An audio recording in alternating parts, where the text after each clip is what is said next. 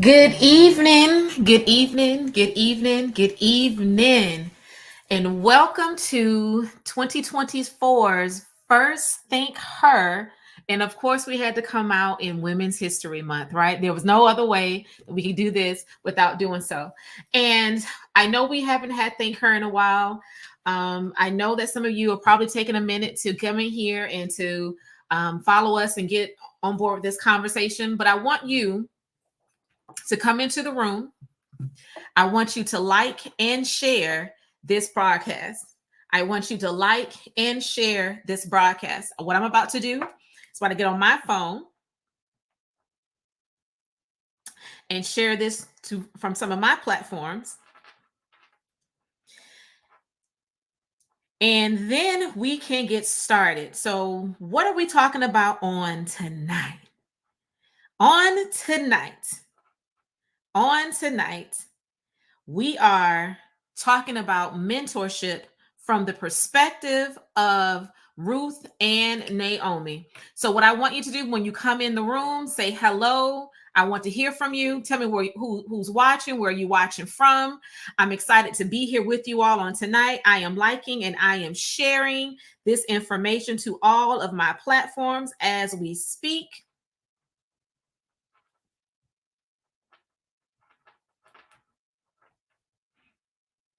Say hello, talk to me nice and say hello. Y'all talk to me nice and say hello this evening. Hey, Erilyn, how you doing? Talk to me nice and say hello on this evening. So listen, saints and friends, I have the privilege to be able to talk about mentorship from the perspective of Ruth and Naomi with my very own mentor, the Apostle Dr. Renee Gray. Now, y'all put some respect on your name, on her name. Now, when she get up here, y'all put some respect on the woman of God's name. All right. So, if those that know me know, there's very few people who can make me just sit down and be quiet somewhere. This is one of the few. Okay. When I say it's a short list, it's shorter than my hand, the fingers on my hand. Okay. Only one of the few. So she is an amazing mentor. She's an amazing minister of movement, woman of God, preacher of the gospel. All things, if everybody knows her, knows that, I don't know, I think God loves her more than he loves anybody else. She's God's favorite daughter. She has never been without. God always seems, if he don't do it for nobody else, he is going to do it for this one right here. So I want to I want to bring to the stage the one and only Apostle Dr. Renee Gray. Hello, everyone. I am so excited to be here tonight and dive into mentorship, which is what everyone knows I absolutely love. So let me tell you how this conversation part. So we know, well, we don't know. Let me back up. Let me calm down. I worked all day. I had some meetings I had to do. I quickly ate some dinner, and now I'm here. Right? I'm the only person. See, mind you, I manage my own schedule, so I can't blame nobody else for me being quadruple booked, but me. This is what happens when y'all let me manage my own schedule. This is what happens when I manage my own stuff. Right? So Thank Her really birthed out of the North American the North American Council of Apostles and Prophets, which is what NACAP stands for. We began doing think tanks back in 2021. We would come on and have different thought leaders come together and, hey, Katrina, and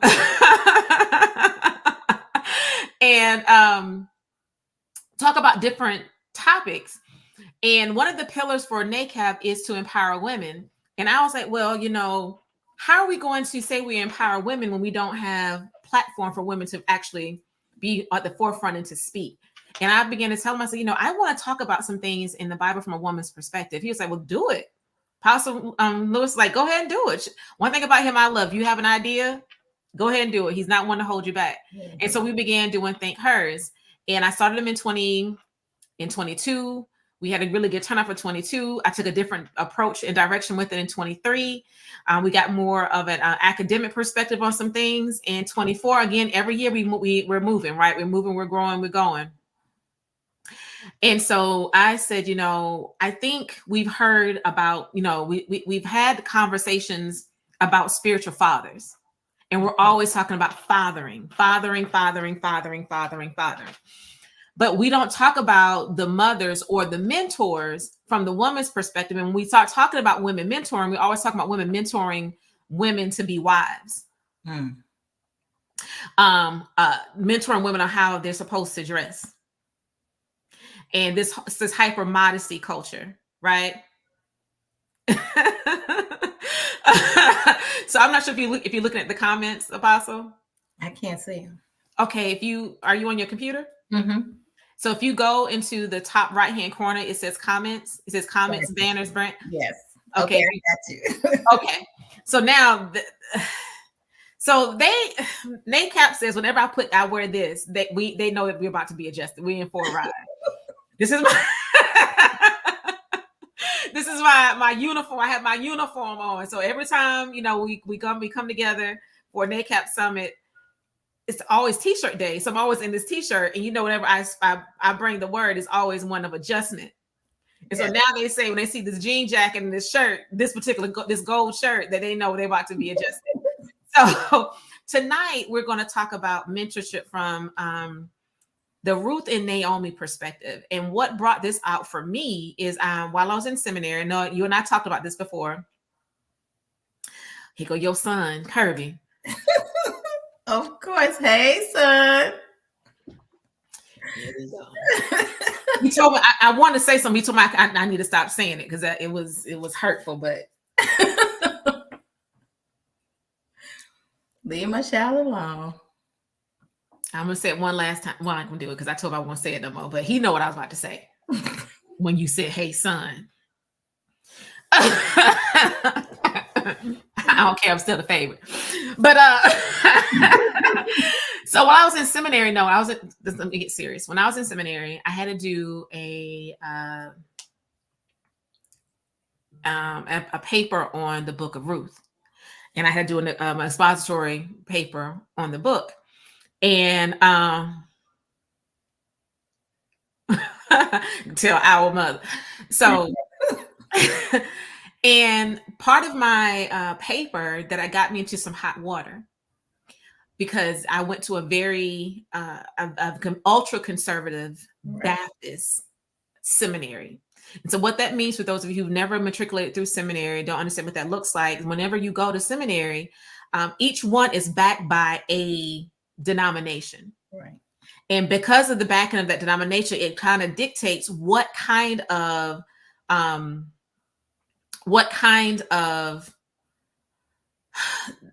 rigor of the academic progress, right? I want to make sure y'all are still liking and sharing, right? Are y'all still liking and sharing? Are y'all still liking and sharing? And so in my paper, I began to dissect and pull apart the book of Ruth and what that looked like. And some of the things I pointed out was, we talk about divine intervention and how Ruth just happened to be gleaning in Boaz's field. And because it was a divine and appointed time, she got, she was, that she caught the eye and the favor of Boaz because she was in the right place at the right time, and God appointed that time for them to be together and the like. So I had a different perspective. So when we look through the book of Ruth, Ruth, husband died. Naomi had lost her husband and all of her sons. And once she lost them all, she realized, Jewish customs is a male was responsible for the women. So when her husband died, it fell under the responsibility of her oldest son to take care of her. Mm-hmm. When the oldest son died, the next son was supposed to take care of her, right? So now she had no sons, and the wives bore her no heirs because the birthright, the wealth, everything went to the male. So this is a very patriarchal society, highly patriarchal society, right? So it had to go to another male. So now Naomi is in the point she's upset with God. She's upset with everybody. You know what? I wish I just want to die. I'm about to go back to I'm going back to my home country. where my people are from. Come on. Okay, that's a key point for me as a seminarian, as a theologian. My people, where I'm from. So I'm going back to my hometown. Yeah. Bring it to 2024.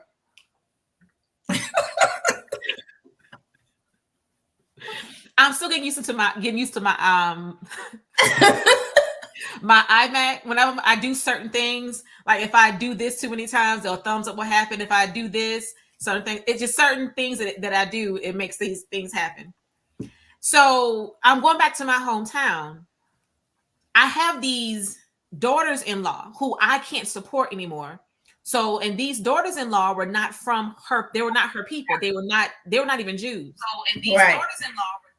So she tells them, go back to your people so you can be taken care of. I'm going back to my home. Ruth decided, where else am I going to go? When I married into this family, you became my family. I forsook my family, and now I belong to you. Right. Look at this Holy Ghost. Look at this Holy Ghost. Look at it accenting certain parts of the story. Come on. So she's like, what you talking about, woman of God? It's me and you. We're gonna ride this till the wheels fall off. So wherever you tell me to go, I am going to go. Whatever you tell me to do, I am going to do. So that's one of the first principles of mentorship. And I know you got some notes I want you to get through, right? So whatever you tell me to do. So Ruth, she turned over her life to her mentor, to her mother-in-law, somebody who she felt was trustworthy. She spent time with this woman. It wasn't just an arbitrary situation, right? So she forsook her things and decided to listen to the leading of her mother-in-law. Right. They get back to Naomi's hometown, and this is where the conservative Baptist theologians were saying, okay, now they were destitute, they were down in their luck, they had to rely on the good fortunes of somebody, and so the Jews would allow widowers to go glean in the field, get the remnants. Mm-hmm. They will purposely not pick the field dry. They always left something for those who didn't have anything. That's a word there too. So they always made sure that there was nobody who was going hungry. There was no one in lack. Naomi began to coach Ruth on what field to go to, how to present herself, because she was a foreigner in this land. My question to my professor was, how are you saying this was a divine intervention when Ruth is with her people? Right. So of course she knew, because how the Jews did it, all of the fields were connected together. That's another word. All of the fields were connected together. What separated the fields was a sign or a crest that let you know this is this family's field. So wouldn't Ruth know which crest was Boaz's? And those are people? And if she knew that, would she not tell her daughter-in-law, I know you will find favor here because these are my people? Right. Would that make sense? That makes sense. But I was being told, that's you're not, now you're messing with the sovereignty of God and the whole 9 yards. So let's just start there. Let's just rest there as far as mentorship is concerned. Right. So as we saw in the very first part of that story of a woman mentoring another woman in a situation where a man would not be able to know how to navigate, because a man never had to worry about birthright, lineage, or someone having to care for them. They were always the ones caring for and providing. They had the rights. So a man would not have been able to help Ruth truly navigate through that space in the way that she was supposed to, because as we see in our current society, men tend to try to tell us how to be women, but not understanding all the plights and what it is to be a woman. Right. So they're quick to tell us a woman can't tell a man how to be a man. Then if that's true, then how is a man able to tell a woman how to be a woman? Right. And navigate that space. I'm not making any, I'm just pointing out points. I'm not making any assumptions or assertions. This is just that. So what are your thoughts about that thus far, Apostle? Well, I like the fact you already brought out the fact that Ruth had an opportunity to see how Naomi moved. She was with her for 10 years. She knew her character. She knew how she did things. And even though she had lost her husband and her kids, she already knew how she reacted in society. So for her, she was going on what she knew about Naomi, not what she saw at the moment, because she was grief stricken. Mm-hmm. And so I think it was key that they say that she clung to her. Mm-hmm. Because that really means that she cleaved to her, just like in the Bible where they talk about a husband or a wife cleaving to a husband. It means she stuck close to her. She would not let her go. She overtook her to catch her and hold on to her tightly. It says stick to. Mm-hmm. So that is what she did. Mm-hmm. Many times in mentorship, and I made a note of this, is it's always, for the most part, it's the person who wants to be mentored who seeks out a mentor. And when they find that person, they do the same thing. You look at their life. Mm-hmm. You try to figure out what they're doing that will help me get to that next place in my life. And then you stick to them. You hang on to what they're doing and what they have to offer you. Okay. So even though Naomi was not pouring into her at this moment, and she was the one doing the pouring, which is mentorship is reciprocal. She had to hold Naomi up at this time, because when she held on to Naomi, Naomi did not speak to her. The word says she did not speak to her. So they went on their way. Mm-hmm. So she was the one holding Naomi up. When it came to go glean at the fields, of course, Naomi told her to go. But she also, I agree with you, told her exactly where to go. She wasn't going to just leave her in a foreign land without knowing what to do and where to go. So she told her where to go, and Ruth followed that direction. But she was the one that was girding and undergirding Naomi all this way. Mm-hmm.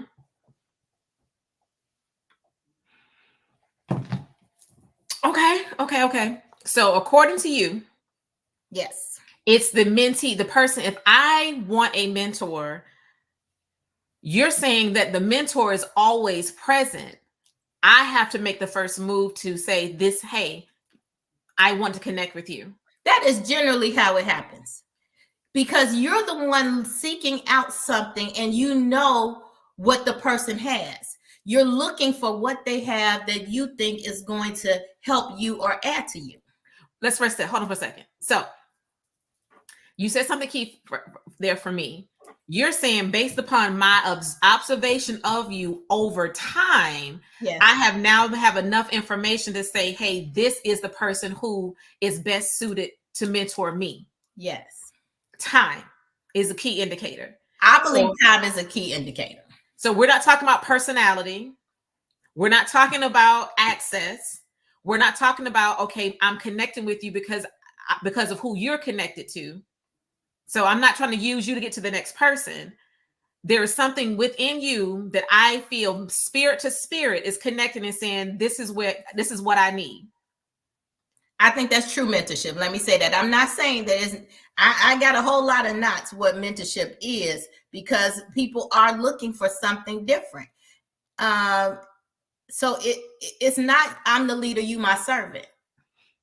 It is not, you hold my Bible and follow me everywhere I go.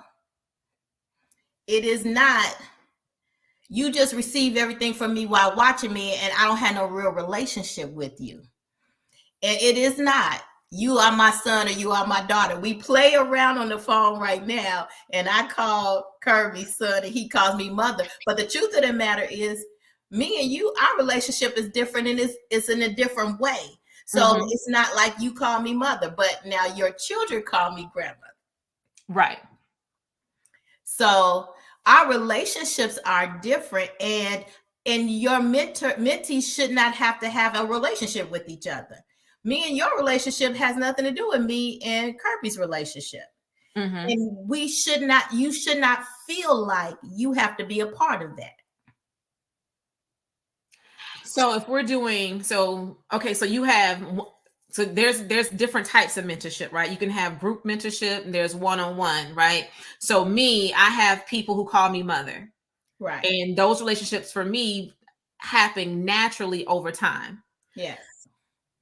There's only been one time where somebody connected with me and they felt like they were supposed to connect with me and they came up to me and asked me, and that I accepted.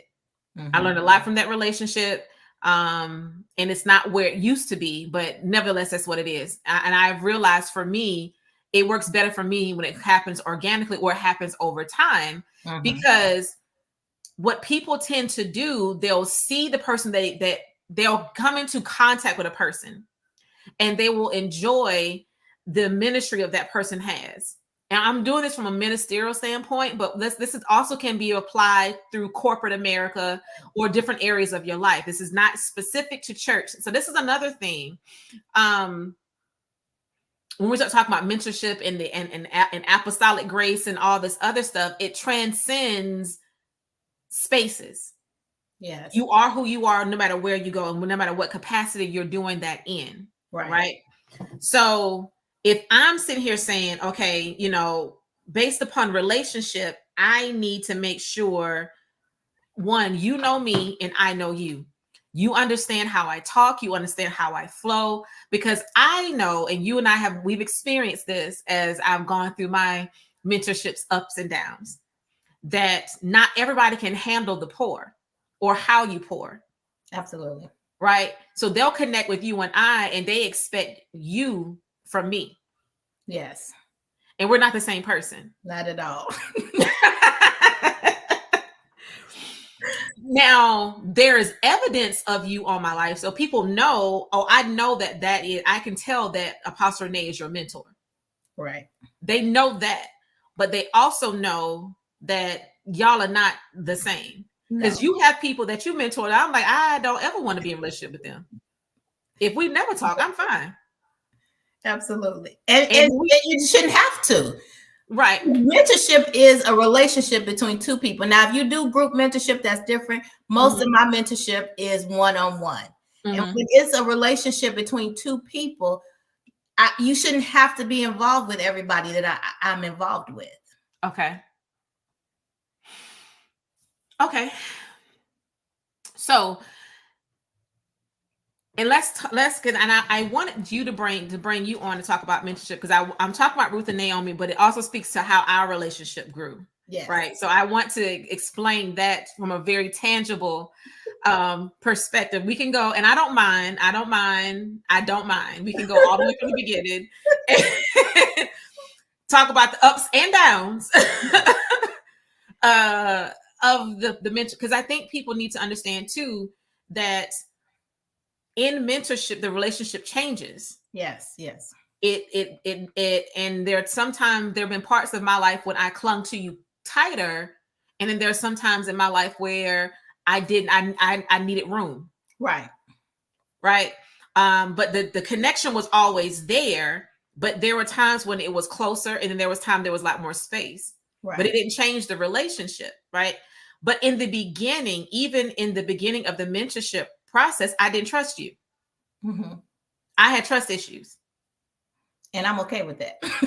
Right. Right. So it wasn't, and it was nothing personal. It's just, I had trust issues. So I think sometimes too, when we get into these mentoring relationships, the mentor tends to push too hard initially. They're tending to push it to where it will mature to in the very beginning, and all that pushing damages the relationship. So you're spending a lot of time going back and trying to mend and repair, and so you're wasting time trying to correct something that was mishandled from the beginning. Right. I think it's important as a mentor to really pray and ask God for wisdom on how to work with and deal with people, and understand that people have had other relationships.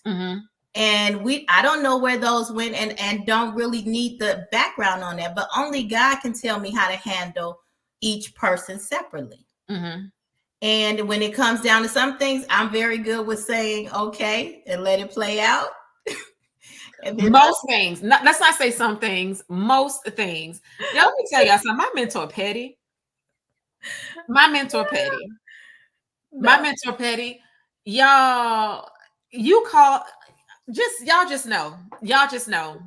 Y'all just know. My kids, y'all just know. This woman of God is, you see this smile right here? You see how she's laughing? You could come to her with the sky has fallen, you're in 1,000 pieces, and guess what? She gonna smile and laugh you through it. Literally. Because you're going to make it through.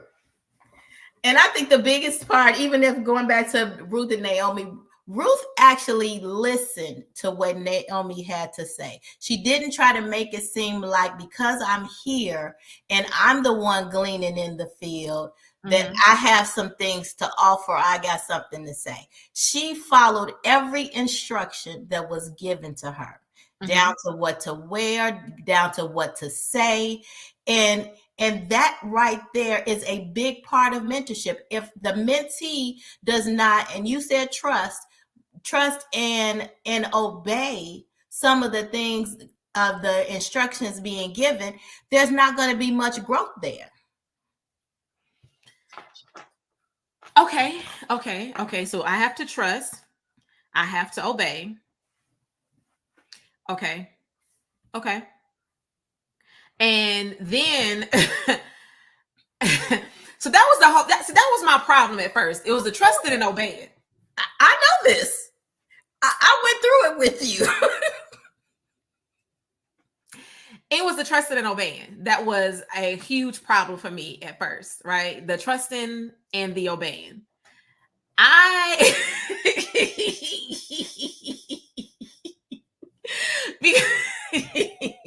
Tell the truth. She did whatever she wanted to do when she wanted to do. But I let her. When she told me what it was, I would say, okay. Because I knew how to pray. And I would wait for her to come back. You got all the time you needed to do what you need to do.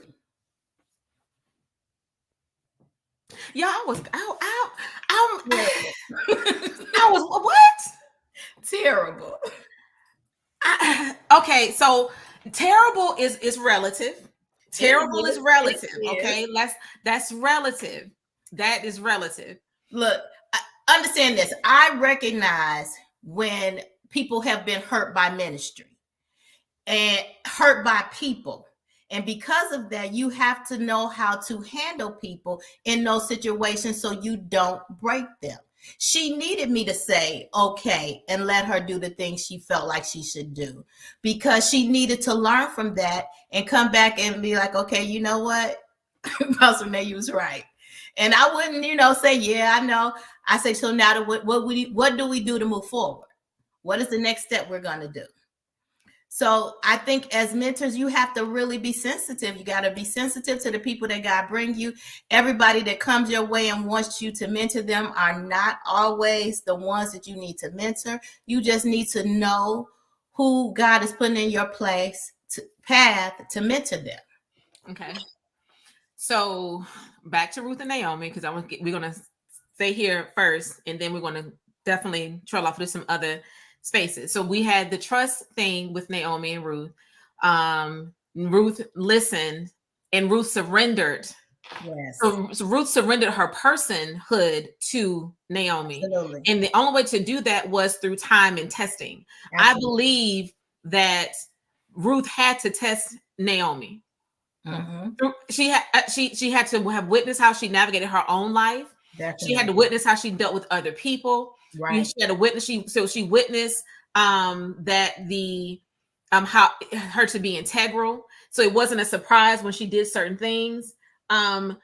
She went through all of that place, and then her obedience took her to an even more foreign land. Like, okay, so not only am I obeying, I don't have a safety net. I'm out here without the net. I think a lot of us who are seeking a mentor will only allow the mentor to go but so far, but then sometimes have an expectation to go beyond what we're willing to do. So in order for you to because I hear all the time, I've outgrown my mentor. Go ahead. Go ahead, because that audible. There are times and seasons to mentorship. Okay. Some mentorships last longer than others, but both parties need to know what that looks like. Okay. So if my time with you was only to take you to the next step and you're there, then that relationship can then be severed as a mentorship type relationship. Mm-hmm. There are other mentorship relationships that last much longer based on what you need. But at the same time, I agree with you. There are times when you're very close because you need that close-knit relationship. And there are times that you're very far away. But let's go here. Jesus had that close-knit too in the discipleship, and a lot of others were very far away. So you have to recognize both parties. What are we? Is this for a season? Is this for a lifetime? And once you both make that decision, I don't know how much I agree with I've outgrown my mentor. I think a lot of times that's being said because you don't want to do what they tell you to do. That's a personal opinion. I could be wrong.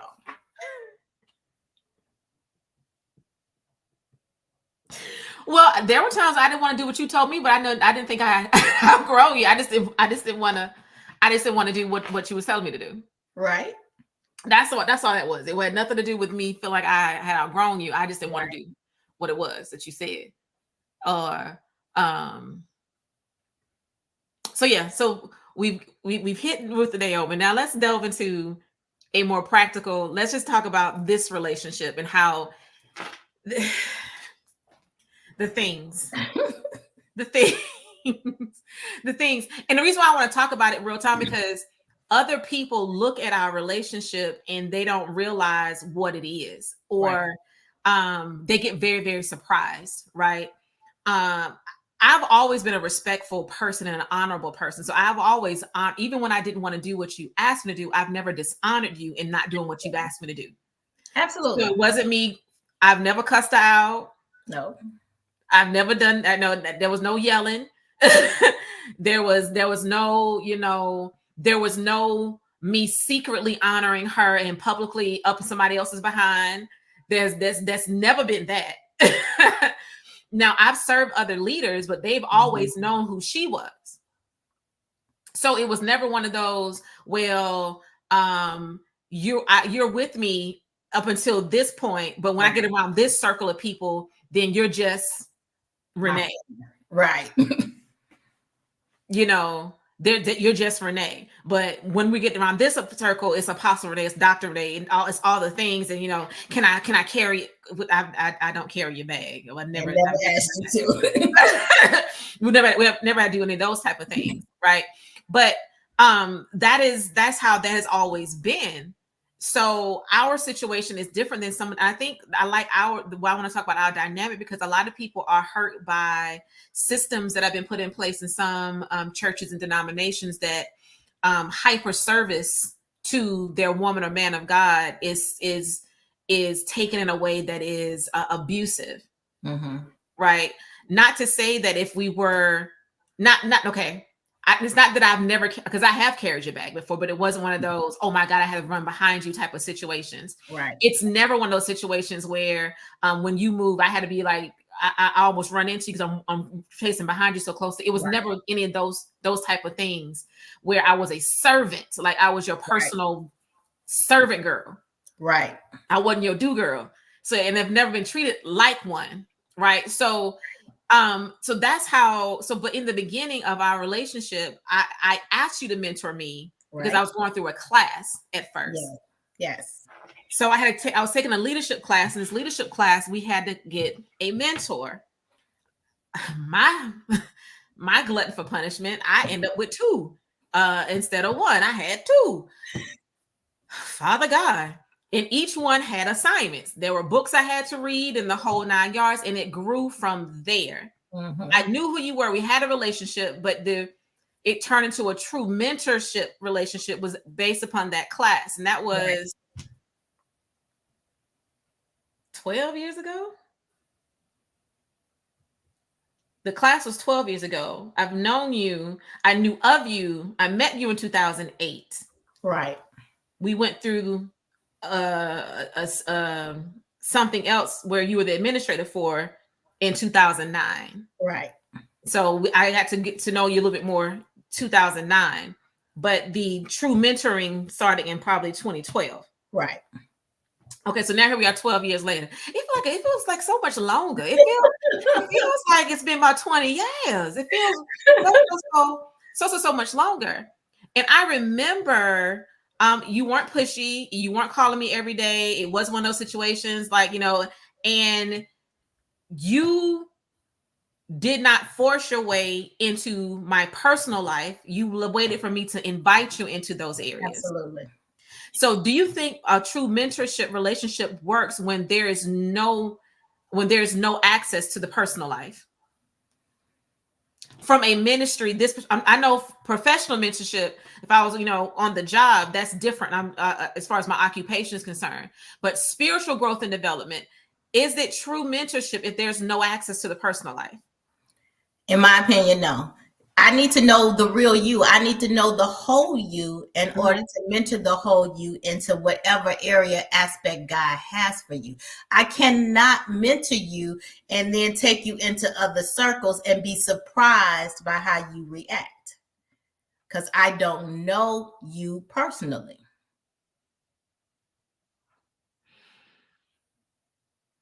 You said something earlier, which I think is very true. People know that I'm your mentor based on some of the same characteristics you have that I have. So people are going to know you by those traits. But if we don't grow together in those traits, which has to go into your personal life, then I take you into these circles, you go into these circles, and people like, you said, who mentor you? You belong to who now? They're like, no. I personally, I think it's harder if you do not get involved, but you do have to wait, and that's in any situation, for that person to let you in. I can't start asking you questions about your personal life if you don't even trust me with your ministry life. Okay. I would joke all the time. And I go different places and I preach and y'all know I am me, and if you don't know me, I'm just me. And I will tell people while I'm preaching, and I don't care if you run and tell Apostle Renee what I said, because I probably already told her by the time you got there. True. I snitch on myself all the time, like, because because the reason why I do that, I want to control the story. What you're not about to do is add to anything. And I'm not one to not tell you what this is what I said, and I meant it. This is what I did, and I meant it. That is true. And I might do it again. Yes. But again, I still say mentorship is reciprocal. But the other thing it is confidential. I don't go around telling anything that my mentors tell me to anyone else, because our relationship, it lies in trust. And if you think that I will uncover you, or I think you will uncover me in anything that I've stated, then it again won't work. It should be confidential. So what about public correction? I believe when you correct somebody, and it depends on the situation, but if it's in a ministry setting, I wait to correct in the end. I wait to correct by themselves. And sometimes I wait till God says when is the right time to correct, because you don't want to hurt or harm somebody's spirit by correcting them in front of so many people, when it could have been done privately and allow God to allow them to grow. So this is the part that freaks people out, or people don't. So will y'all believe I get to correct my mentor? It is true. So the accountability goes both ways in this relationship. And I know some relationships, it's only one direction, where the mentor is always correcting you and telling you what to do, but you have no access to, or no space to tell them what they're doing, right? I push you just as much as you push me. So our relationship is like, you're my mentor, but I also want to see you and your best self. So I'll give you all an example. How many books have you written now, Apostle? 4. Okay. So 3 of the 4 books I've edited. Yes. I've even edited your dissertation. That is correct. Her 4th book. Now I was like, you know what? Now you have doctor in front of your name. Oh, look at it. It came today. Listen. So hold on. How do we order that book? You can go on Amazon. So you go to Amazon and type in your name? Or Freedom Follows Brokenness. Freedom Follows Brokenness. Okay. Yes. So when it came down time to her 4th First of all, let me tell the story before she tell that one. When she was editing my first one, my second book, that was the ABCs of Leadership, which is the ABCs, which took a long time to write. So I would give it to her in parts. And she didn't know how to tell me that I was not writing it to where it was really readable for the reader. So she went to another one of my mentees, which they're friends. Mm-hmm. She said, I just don't know how to tell her. She was like, I think you're just going to have to do it. And I think that was the very first time that she came to me and was like, you know, I've been reading it, and I just think that the way you're writing it is just wrong. And she explained to me why and what she felt like I should do. And of course, I agreed with her. So I was like, stop reading. Let me go and rewrite the book. And I took her advice, and of course, it was better. But she had to feel comfortable enough to know that I would hear her, even though I am her mentor. Mm-hmm. We had to have enough of a relationship for her to know I want to help her get to the next level. And I don't want her to put out something that is not at the level what I can see her at this time. Even my dissertation. You told me. She don't care now. She just tell me anything. She told me that because I was moving up to a doctor, I had to write it in a different way. And again, I had to go back to the drawing board and start over again. So I'd let you tell the story about the 4th book. So, because to me, her 3rd book, I took her as far as I could as an editor, right? Because for me, as a writer, each book should go higher. Your vocabulary should expand. How you convey and navigate through, it should be a progression. So your 1st book should not read like your 4th book. Right. There should be progress. And I had gotten her to, and plus I didn't want her to be self-published this time.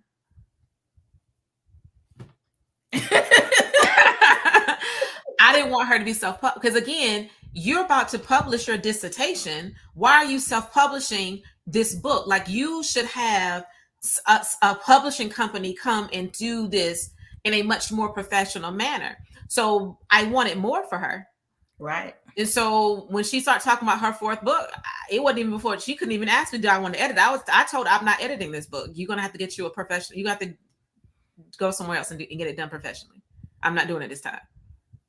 Because it needed to be because what we're not about to do is have people talking and sniggling about my apostle because I'm not rap tight. We're gonna have to now you got to see me. Now we got to get real like so before we move pause here. I noticed we got to put some people on here and y'all are in different areas and different places in your mentorship. If you have questions, the chat is open. We can see your comments. We can actually see your comments real time. Well, it's like a 30-second delay. Please ask your questions. We want to answer because I do want us to have a Q&A piece to this towards the end. And I haven't seen Chris on here. Where is Chris? I haven't seen him either. Right. Okay. Aaron, I don't see your brother. Okay, what's going on with him? So, but the evidence of her mentorship, this is to listen now. So I'm an apostle now. I'm an affirmed apostle now. She's an apostle. It doesn't matter where we go. When we go somewhere together, Everybody. It doesn't matter if I go to Chicago to visit her. It don't matter where we going. Her other kids know when I come around, I got her on the off. Don't even worry about that. I got that. We don't need an assistance. We don't need that. We don't need that. I'm the mentee that when you prophesy to her, you prophesy to us, because I want to hear exactly what is being said. And I will judge the word in real time, and it will tell you that ain't it. That ain't God. Oh, all of this is true. I have done it. That ain't God. Because I'm concerned about her. Just like I think one of the reasons why Ruth went with Naomi. Come on. Ruth was concerned for her. Absolutely. Right? It wasn't really about Ruth being taken care of. Ruth went with Naomi because there was a concern there. There was a love there. There was a relationship there. And she's like, oh, no. What you're not about to do is give up on life. That's right. No, I'm not on my watch. And I'm not about to abandon you. Sometimes, come on. Now let's talk about the abandonment. Sometimes we put our mentor on such a pedestal that when life hits them, we leave them. Yes. We have them in our minds. These are our superheroes, and there's nothing that can. So the moment when they're in their humanity, the mentee can't handle it. They leave. Yes. And that wounds the mentor in a way that life could never do. Very true. Because we've done life together, right? We've, and I'm saying we because I'm a mentor to others. So when you leave, there's a wound there that some mentors never recover from. That's true. I'm not talking about the mature thing where you both know I've gotten you where I needed to get you, and spiritually it's time for us to part ways. Right. We're not talking about that. We're talking about you just abandoned. I'm having life hit me, and when I need of you most, abandonment. It reminds me of when Paul was writing to Timothy. I forgot which letter he wrote, and he told Timothy, I think it was a letter to Timothy. He told Timothy to come see him and bring his favorite coat and bring his books. He was already in jail, and so he was calling for his son who never came. Come on, Jesus. Because there are some times when it's your mentees, your sons, your daughters are what you need. Like, I know them and they are a source of strength to me. Yes. And so now when I need of thee, you're not there. I can imagine how Paul felt. Right. Because he sent for his son. And his son never came. You have some other parts of your notes. What other things in your notes that you have? So the other thing about mentorship, it can be a blessing, but it can also be restoration to both people, to mend any other wounds that you've had from the past, from other relationships. It can restore you back to what God has for you. And it can be generational. This can go on from generation to generation, even as we see you have sons and daughters that you never wanted in the first place. And God has blessed it to where these relationships have not only grown you, but have added to me. Our new son, Kirby.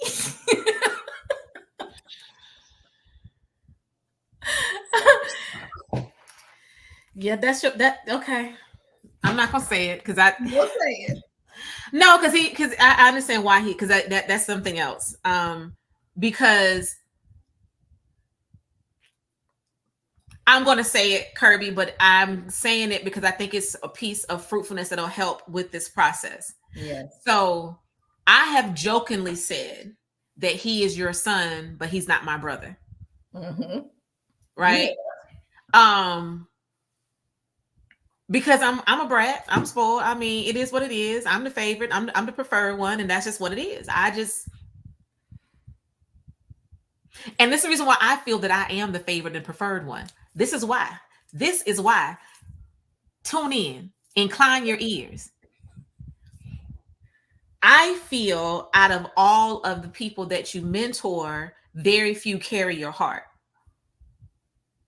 I can agree with that. They benefit from you, and it's not negative. Mhm. They benefit from you, but very few operate from the posture of ensuring your heart is what's conveyed.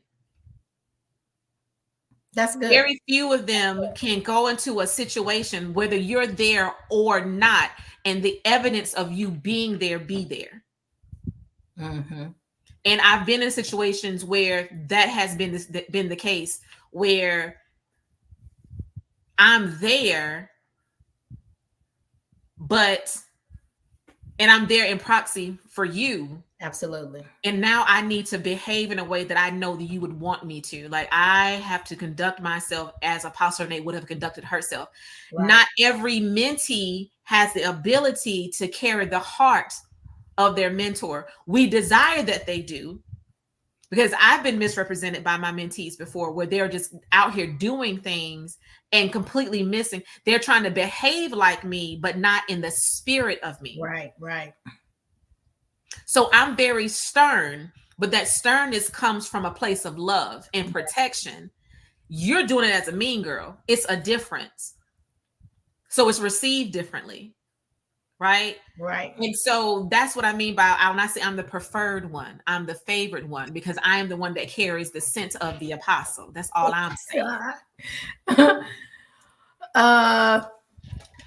not going to co-sign any of that, but I will say I agree that when it comes down to one who knows me in many aspects of just ministry and how much I love the people, Nakia is one who knows that.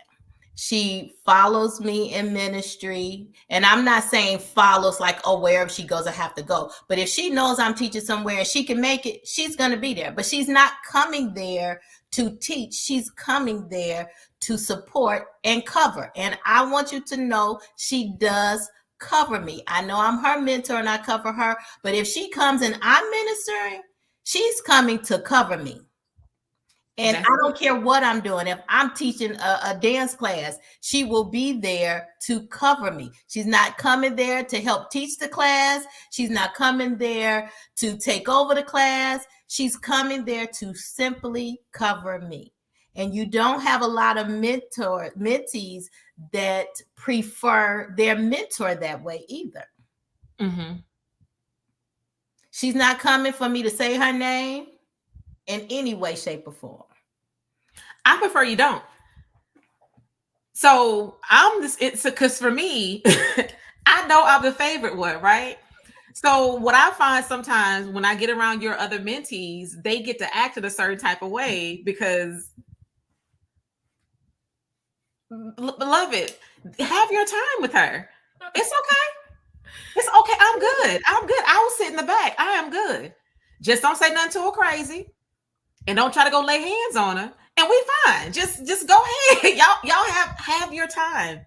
Have all of the time you want. You can be in her face the whole time. She doesn't have to say a word to me the whole day. I am fine. I am completely fine. Right? But and I think sometimes when you have mentors, so this is so here's the landmine. Here's the part. What I appreciate about you. When you have your other mentees around, you don't go out your way to make the other ones feel like, well, this is my favorite. Well, this is my preferred. Right. There is no, this is my favorite. It's none of that. And I think we're so used to performing to get the attention of our mentors in unhealthy ways that now you get into a healthy space, you're still performing, where performance is not necessary. Not at all. Right. So I think that's the thing that we have to, as mentors, we have to be mindful of making sure the spaces that we create are healthy to where our mentees are not performing for us. Right. And some of us have come out of performance-based ministry. So as a mentor, we're mentoring from that place, not realizing that we're doing it. Right. So you have to get to a place where, you know, This is not that. And they also need to know you are going to treat them differently because each one needs something different. That's right. So you're going to treat them different. Absolutely. And we have to get people healthy in that space as well. Did y'all have any questions?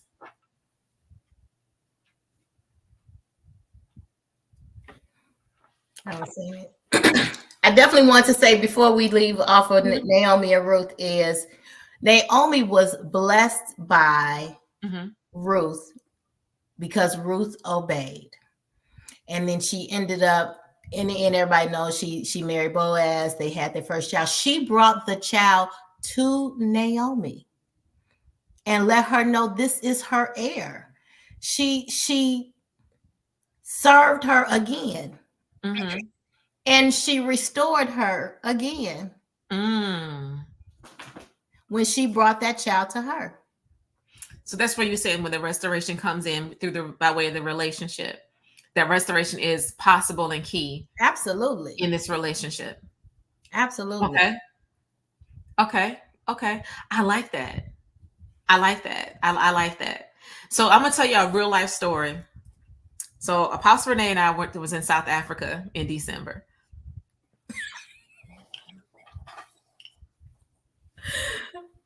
We had a great time. We had an amazing time. But let me tell you, I had a dilemma.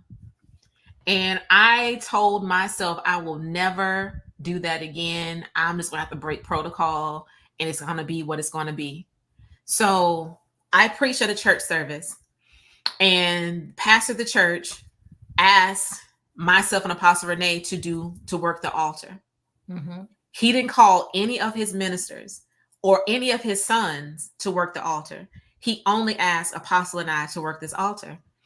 So I had a problem with that because I wanted to obey. Listen now, y'all hear my heart.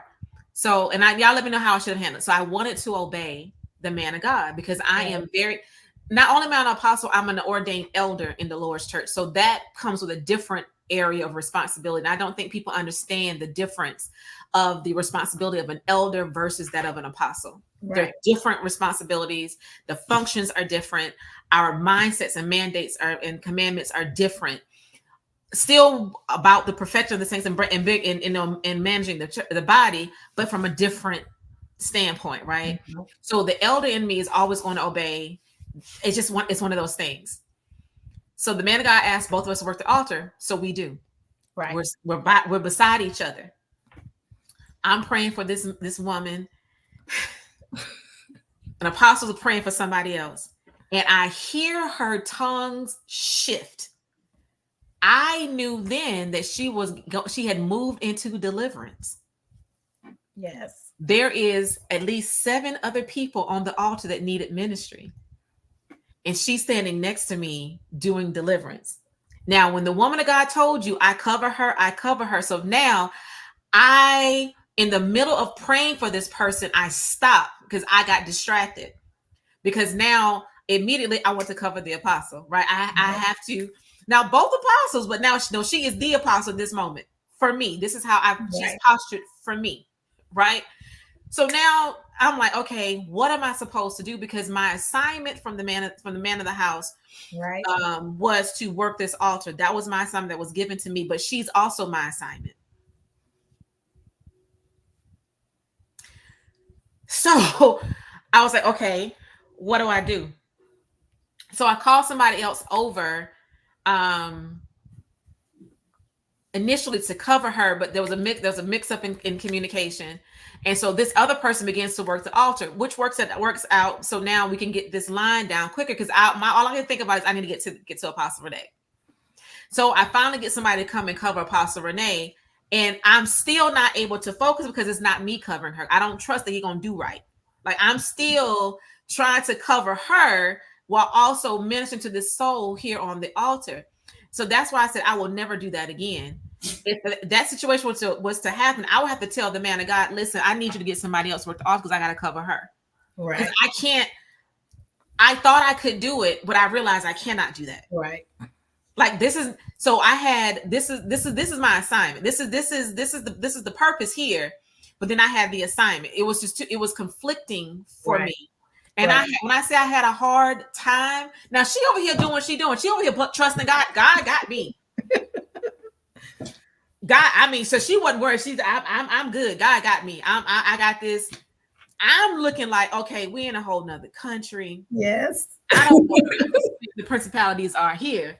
So I mean, I studied, but I haven't studied. You know what I'm saying? I'm like, okay, I'm prayed up, but I mean, do we got to tussle in this? I mean, I didn't know what we was going to end up having to do. So I'm just, again, the chat is open. If y'all have any questions, let me tap in here. It worked out well, guys. It was not bad. The other person covered me, and we prayed over that person, and God did what he had to do. But I understand her reasoning behind it, because you need to know when you are called to someone that that calling doesn't stop because you have a job to do too. Mm-hmm. So I understood where you were, but God still did what he had to do. It was great. Meanwhile, I'm looking like, okay, so I'm praying. I got my eye on the man of God. I mean, and mind you, I trusted him, but it's still, so I don't know if I have to work on my trust issues within myself. I don't know if I have to, the Lord has to work on me in that particular way, but anybody knows if we're on a trip together, this is Ruth. Where you go, I will go. Your people will be my people. Where you lodge, I will lodge. No. She's not sharing room with nobody else. No. She's not going. No. No. And to me, if you have a mentor in that way, that's how it should be. Absolutely. To me, right?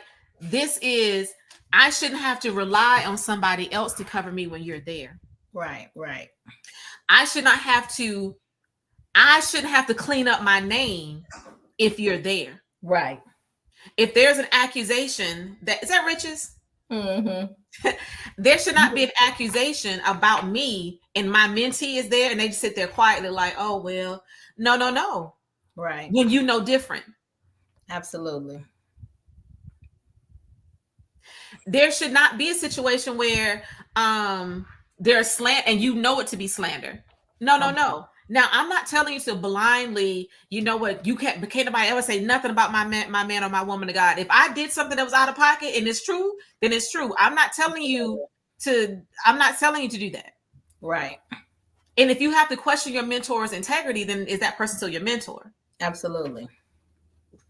So we have to get to that place in that space. So we're right here at the hour. You see biblical mentorship, not just with Ruth and Naomi. You see Elijah and Elisha. You see Jesus with the 12. Yes. You even see Lot and Abraham. Yes. You know, you see it all throughout. You see it with Paul and Timothy. You see it with, you know, all of these, Luke and Peter. Because Luke was Peter's disciple, but nevertheless, we're going to talk about this another situation for another day. You see it through all those perspectives. Even when you start looking at, if you start looking at corporate, you'll see in corporate spaces, these CEOs and CFOs and different executives have other people they look to. You'll see it with doctors. That's why they have, you know, residency and their internships and all that. And they're assigned a mentor through that process. You know, the mentorship relationship is not just likened to the Bible or to spiritual things. It's just typically when it's in spiritual matters, it goes beyond. And it goes into our personhood, because really and truly our personhood impacts our spirithood. Absolutely. It's one in that and of the same. It has the direct implications to those things. So what are some of the things that, as a person who is a mentor, what are some of the some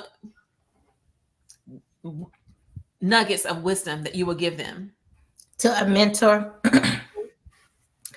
I would say, again, you need to be patient with whoever God brings your way. You are holding somebody's life in your hands, and you shouldn't take that lightly at all. And if this person is one that you can see yourself growing in life with, I think you should take it on. If you cannot, then you should gracefully bow out and allow that person to find somebody who can definitely take them to that next place. And I think that the relationship being reciprocal to me is important, because I want to know that you can speak to me. Jesus and his disciples, they knew they could ask Jesus anything. Mm-hmm. And who am I to say you can't ask me? Or go find it out, or go search it out? I'm here to help you. And so whatever I have or whatever you have to give. And then if that relationship God has for you guys to do together, and if it's one of those where it's for a season, do it amicably, because you don't want to hurt or harm a vessel in the body, because when a brother is hurt, it's hard to win him back. Okay. So my thing for me, what I've learned, I have to ask certain questions before I allow somebody to be. So what I've allowed Apostle Renee to screen my mentees now. Yes. I send them to Apostle Renee first, because my mentorship is, my methodologies are different, and I'm not for everybody. People see growth in my people, and they think is okay. That's what I want. Right. I'm intimately involved in all aspects of the person's life, but I know that for the wrong type of person, I will end up doing more damage because of how I talk to people. I don't think I mishandle people, but I also found out that I tend to attract people who have issues with their biological mothers, and they want to use me as a replacement for their biological mothers. And I find that I have a better outcome when I'm dealing with people who have a good relationship with their mothers. Because although people call me mother and I'm very nurturing, I'm not replacing your mom. Right. I never wanted children. I've never wanted children. So I never desired to be somebody's mother. So I find that I have to ask, how's your relationship with your mother, and what are you looking for? Because I'm also one who trains gifts. And so because I am a trainer of gifts and I help develop gifts, people are just hyper gift, not understanding for me, I'm trying to solidify your identity as a person first before I even touch your gift. So we may be in a relationship with each other for 2 years before I even begin pulling on your gift. Because to me, the gift is secondary to your personhood. So if that's all you want, then I always weed those people out. Because you as a mentor have to know where your strengths lie and who you are. Now, as a mentee, here are the things that I will tell mentees to look for. The person who probably does not have a name is probably the person who needs to be mentoring you. Apostle Renee is well respected. You are well respected in just the circles that you travel in, but many people don't know who she is. Right? So could I have gone after somebody who had more so-called prestige, if you will? Possibly, but my life would not be where it is right now. It would not be where it is right now. So I think we start looking at these people who, go ahead. No, I said I agree with you on that. And so then I met my granny. I met my apostle granny, Apostle Katie. When I met her, I was like, yo, it all makes sense now. Yes. It all makes sense now. So that is all I have, unless you have some other things you want to talk about. I was waiting to see if people have any questions or any input, and I don't see anything here. Thank you, Kirby, for tuning in. I see you, Cynthia. Yeah. I can't wait to see you again, Cynthia. Yes. Can't wait to see you and do ministry with you again. So again, tell us where you can get your book. What is the name of your book? The new book is called, can y'all see it? Yes, Freedom follows brokenness. So tell us about that book. So this book is basically about broken relationships that we have in our life. Some things are that we brought upon ourselves, but other relationships are things that we have not done. Like you've lost a parent. You didn't have anything to do with that. So it's about broken relationships and going through a process to become free again. God wants us to be free, and he doesn't want us to hold on to any baggage that will put up guards for us to move on in bigger and better relationships. And we can't get to that place until we go through a process of freedom. So it's a good book, y'all. You got to go get it. I am excited. Yes. And I went through a Black publishing company called Black Gold Publishing. They are awesome, awesome, awesome. I want to use them. I think I've been kicking around. I need to get this other book out. Yeah, I do need to. You do. I need to buckle down. So the next Think Her. Oh, okay. Freedom follows brokenness, right? Yes.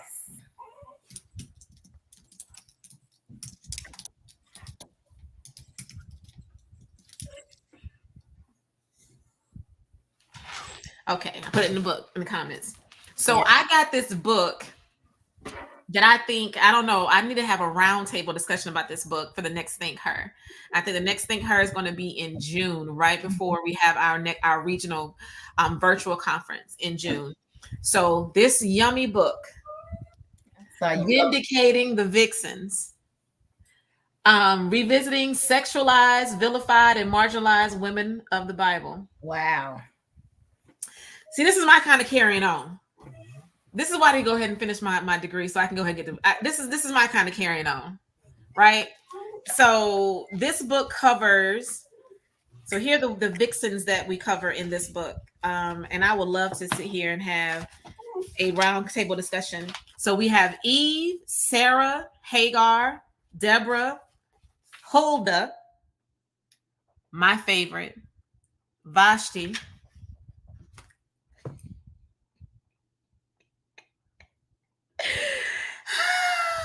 I love me some Vashti.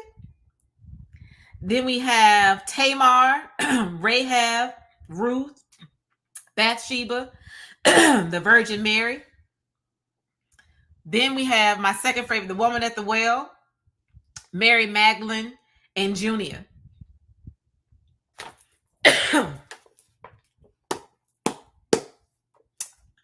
I want to discuss this book at the next Think Her. What do y'all think in the comments? You think this will be a good one? Vindicating the Vixens, revisiting sexualized, vilified, and marginalized women of the Bible. Yes, let's do it. Because I want to talk about, because I think I have talked about her.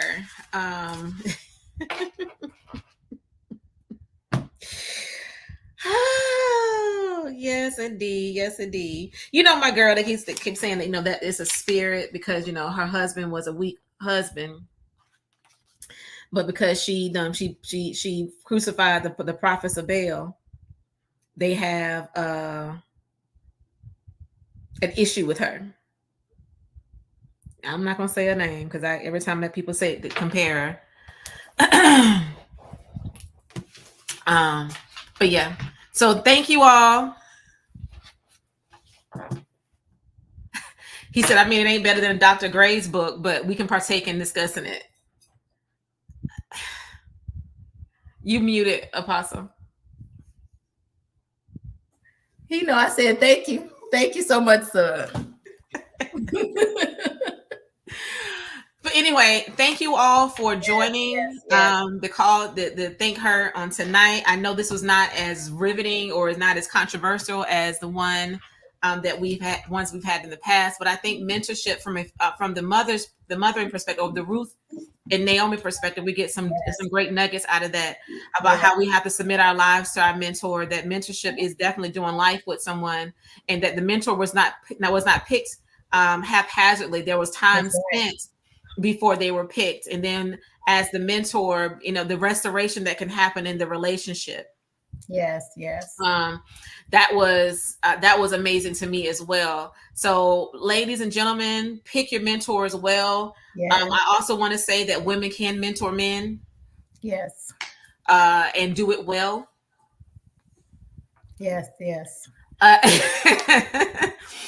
Because we do need the masculine and the feminine to make sure we are well-rounded individuals. So until next time, I don't think that there's any questions in the chat. Don't go anywhere, Apostle. It was great meeting with y'all.